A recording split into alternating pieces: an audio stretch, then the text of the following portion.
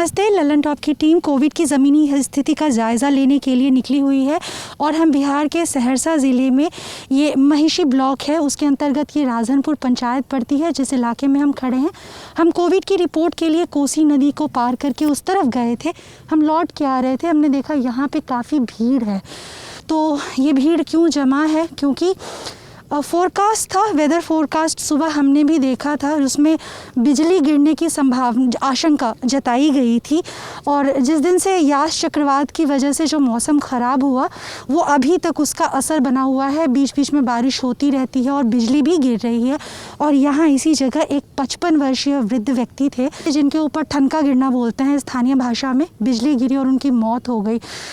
Donate card और voice of slum जुड़कर दिल्ली और नोएडा के स्लम्स में गरीबों को फ्री ऑक्सीजन सप्लाईज प्रोवाइड करने का प्रयास कर रहे हैं। डिस्क्रिप्शन में दिए हुए लिंक पर जाकर डोनेट कार्ड पे अभी डोनेट करें। इन गरीब परिवारों का सहारा बने। ये सुबह की घटना है। उसके बाद इन लोगों ने, जो प्रशासन था, उसको खबर की और जो आपात इस तरीके की प्राकृतिक आपदाओं में जिनकी मृत्यु होती है उनका एक प्रोटोकॉल फॉलो करना होता है ताकि उनको मुआवजा जो है वो मिलेगा। तो उनका शव वहीं पर रखा हुआ है। तो हमने सोचा हम आपको ये भी दिखा देते हैं। क्या बिजली गिरने से तुरंत मौत हो जाती है? तुरंत शरीर जल गया और तुरंत स्फोट हो गया। बिजली देखिए, जो वज्रपात है जिसको हम लोग देहाती भाषा में ठनका कहते हैं, वज्रपात जो है आमतौर पर जब मौसम ख़राब होता है, जब बारिश का जब इस तरीके से माहौल बनता है और बरसात जब होती है तो तेज़ आवाज़ों से जब बिजली कड़कती है तो उसमें एक बिजली जो है बिजली जैसा कड़कता है और फिर वो गिरता है। और सरकार के माध्यम से भी जो है अनेक प्रकार का जो है जागरूकता का वो पैटर्न चलाया जाता है। लोगों को हम लोग जागरूक भी करते हैं। हालांकि जिस क्षेत्र में आप रिपोर्टिंग करने के लिए आई हैं, यहाँ पर अभी भी बहुत सारे हमारे गांव के लोग जो हैं जागरूक नहीं हुए हैं, जिनके कारण जो है लोग जो है जागरूकता की कमी होने के कारण लोग निकलते हैं बरसात में और उनके पास जो है ठनका और बिजली जैसा कि हम कह रहे हैं वो गिरता है। इस तरह की घटनाएं यहाँ बराबर होती है। जी। मैंने पढ़ा था वेदर फोरकास्ट में लिखा था वार्निंग देते हुए कि किसी पेड़ वगैरह के पास खड़े मत होइए। इसका सरकार ने गाइडलाइंस जारी किया है, जैसे जो ऊंचा पेड़ है उस पेड़ के पास आपको खड़ा नहीं रहना है। जैसे कोई बिजली का टावर है उस टावर के पास आपको खड़ा नहीं रहता। इस तरीके से सरकार ने गाइडलाइंस जारी किया है, लेकिन वो गाइडलाइंस सिर्फ अखबारों तक रह जाता है, वो गाइडलाइन सिर्फ इलेक्ट्रॉनिक मीडिया तक रह जाता है। हम सरकार से आपके माध्यम से ये आग्रह करना चाहते हैं कि अगर आपको जागरूकता अगर एकदम मेन पटल तक पहुंचाना है आपको, तो आपको अपने प्रशासनिक अधिकारियों को ये दायित्व देना होगा और उनके माध्यम से समाज के अंतिम व्यक्ति तक आपके वो जागरूकता अभियान तक को पहुंचाना होगा। जो अगर मैं बात करूं, आप लोग हिंदी समझे छे सब गोटा ना? अगर मैं पूछूं कि जो यास चक्रवात अभी आया था, तूफान आया था, पानी आया था, तो जो सरकार निकालती है कि क्या करिए क्या नहीं करिए, ये आप लोगों तक कैसे पहुंचता है? आप लोग का कोई मुखिया कोई बताता है? स्थानीय जो थाना होता है या कोई अधिकारी, बड़ा अधिकारी? अभी जैसे देखिए मैडम, मृत्यु हुआ यहाँ तक, इसके गांव में अभी तक पुलिस नहीं आया। पुलिस जबकि ये सब अपना से लाश को गाड़ी भाड़ा किया, जबकि एम्बुलेंस है, सब चीज़ है, सरकार का हर एक चीज़ सुविधा है, मगर यहाँ तक एम्बुलेंस नहीं है। अपना गाड़ी भाड़ा करके बेचारा गरीब आदमी थाना ले गया, थाना में लगभग 2 घंटा थाना में रखा। देखिए, गांव का ये दुर्भाग्य है, गांव के लोगों का ये दुर्भाग्य है कि शासन और प्रशासन की जो निष्क्रियता है, जो उनकी लापरवाही है, वो हमेशा जग जाहिर है। बिहार इससे बहुत फेमस है, खास करके जो नीतीश कुमार जो अपने सुशासन की सरकार बनने का दावा ठोकती है।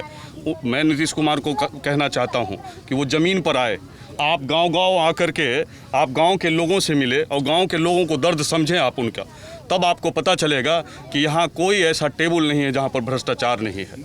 यहाँ पर मुद्दा क्या होना चाहिए? आज राजनीति का जो मुद्दा है, ये राजनीति का मुद्दा मंदिर मस्जिद का होता है, आज राजनीति का मुद्दा हिंदू और मुसलमान का होता है, जबकि राजनीति का मुद्दा बेरोजगारी होनी चाहिए, जबकि राजनीति का मुद्दा सड़क, पानी, बिजली, इसका सवाल होना चाहिए। आप देखिए, ये जो बीजेपी की सरकार है, मैं राजनीति की बात नहीं करना चाहता, लेकिन जग जाहिर है जो बीजेपी की सरकार है ये झूठी सरकार है, मक्कारी सरकार है, अहंकारी सरकार है। आप देखिए, कहती कुछ है करती कुछ है। उनका सिर्फ एक ही मनसा होता है कि सत्ता पर कैसे आए। उनका सिर्फ एक ही मनसा होता है कि हिंदू भाई को मुसलमान भाई से लड़ा दें, मंदिर को मस्जिद से लड़े। उनका कोई आधार नहीं है। एक बार अगर मैं आप अपना पक्ष रख रहे हैं, मैं एक बार फिर से एम्बुलेंस की बात पर, मैं आपकी बात को बीच में नहीं काट रही हूँ, मैं बस अगर जिस परिवेश में मैं अभी खड़ी हूँ और जो माहौल है अभी उसकी नज़ाकत देखते हुए मैं आपसे एक बार फिर से एम्बुलेंस के ऊपर इस चर्चा को लेके आना चाहती हूँ कि आप लोग बता रहे थे परिवार कौन है, मृतक के परिवार में से कोई है यहाँ पर? बहुत सब लोग परिवार के ही लोग हैं। गांव में तो सब लोग एक दूसरे से जुड़े ही होते हैं, सब तो परिवार के ही हैं। इमीडिएट परिवार का है? हाँ है। वो लोग 2 घंटा इंतजार किए तो एम्बुलेंस नहीं मिला, जबकि ये सड़क किनारे की घटना है। थाना को फोन किया गया, थाना बोला कि भेज दीजिए। वहाँ जाने के बाद 2 घंटा थाना में रुका। अपना गाड़ी से? हाँ, अपना गाड़ी से गए हैं। टेम्पू, उसका भतीजा का टेम्पू था, उसको मंगाए तब उसके गाड़ी से लेके गए हैं। 2 घंटा वहाँ। और कि यहाँ पर इतना करप्शन है, इसका कहने का लायक। आप जाके देखिए, जहाँ ये मरा है, जहाँ ये मरा है, उस गांव का आबादी 1000 की लगभग है। ये कहाँ पे घटना हुई? यहाँ पे कि गाँव में? गाँव से पूरा। अच्छा, आप लोग, हमको लगा कि वो यहीं खड़े थे, वो गांव में घटना हुई। आप लोग अच्छा, आप लोग अंतिम संस्कार के लिए यहाँ पे, ये शमशान है, यहाँ पे ही सारे शब्द आप लोग के यहीं पे होता है। अच्छा, यही शमशान। अच्छा, तो हमको लगा ना कि यहीं पे घटना हुई है। नहीं, आप लोग ठीक है, अब हम समझ गए।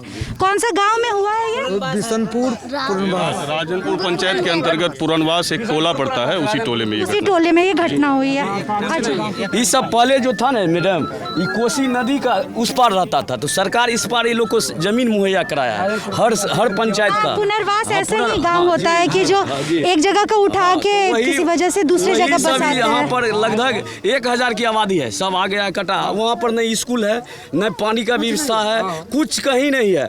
ऐसे लोग वहाँ पर अनपढ़ मान के चलिए, अभी तक मैट्रिक पास नहीं वहाँ पर है, स्कूल नहीं है। कुछ स्कूल था, उसको इधर से उधर से कर दिया। देखिए, मैं 2 मिनट का समय लेना चाह रहा हूँ। मैं एक मैसेज देना चाह रहा था आपके माध्यम से, क्योंकि द लल्लन टॉप, थोड़ा सा मास्क ऊपर कर लीजिए जी। ये जो द लल्लन टॉप है, ये द लल्लन टॉप को पूरा देश में 1,92,00,000 लोग सब्सक्राइब किए हुए हैं। ये पूरे लल्लन टॉप के लिए एक बड़ी उपलब्धि है, और मैं लल्लन टॉप को मैंने दिल से शुक्रिया करना चाहता हूँ, इसलिए कि ये जो समाज के अंतिम पायदान के जो हक और हुकूक की आवाज़ है, उनको उठाने का काम करते हैं। अब मैं एक मैसेज ये देना चाहता हूँ द लल्लन टॉप के माध्यम से, द लल्लन टॉप के प्लेटफॉर्म से ये मैसेज देना चाहता हूँ। आज देखिए, मैं बहुत दुख के साथ कहता हूं इस बात को, 16-17 वर्षों से संघर्ष कर रहा हूं, समाज के अंतिम व्यक्ति के हक और हकूक की आवाज़ को बुलंद तरीके से उठा रहा हूं, लेकिन मुझे तकलीफ होता है। तकलीफ तब होता है कि जिस समाज के लिए मैं लड़ता हूं, जिस समाज के लिए मैं जाके, चाहे वो डीलर के मनमानी का सवाल है, यहाँ पर के बीडीओ के मनमानी का सवाल है, थाना अध्यक्ष के मनमानी का सवाल है, जहाँ पे प्रशासनिक पदाधिकारी से लेकर पंचायत के जनप्रतिनिधि तक मनमानी करते हैं, और जो जनता उसको चुनकर अपने बेशकीमती वोट को देकर उनको सत्ता में लाने का काम करते हैं, वही लोग इनको शोषण करने का काम करते हैं। लेकिन सवाल ये उठता है कि शोषण क्यों हो रहा है?